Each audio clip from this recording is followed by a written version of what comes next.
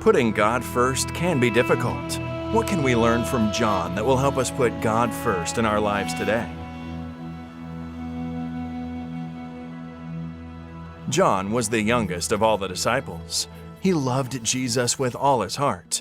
When all other disciples scattered following Jesus' arrest, John stayed close to Jesus through the entire ordeal. Jesus honored his faithfulness by giving him the mission of caring for the woman who cared for Jesus the most, Mary, his mother.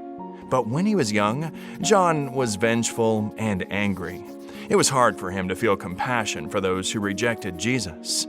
Once, he suggested to Jesus that fire should come from heaven and destroy the Samaritans who rejected Jesus. Putting God first in John's life wasn't a single moment of courage. Instead, it was a lifelong commitment to love as Jesus loved.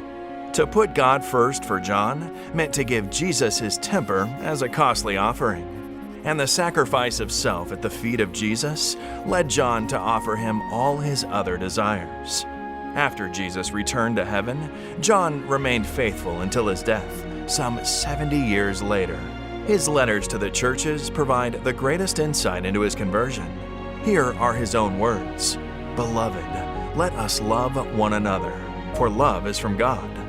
He also said, "Do not love the world or the things in the world. If anyone loves the world, the love of the Father is not in him. For all that is in the world, the lust of the flesh, the lust of the eyes, and the pride of life, is not of the Father, but is of the world. And the world is passing away, and the lust of it. But he who does the will of God abides forever." Sometimes we're disappointed that we still cannot control our temper or overcome our worldly passions. But John went through a profound transformation over a lifetime by putting God first every day of his life. His example compels us to do the same. As we return our tithe and give our promise, we are challenged to put God first.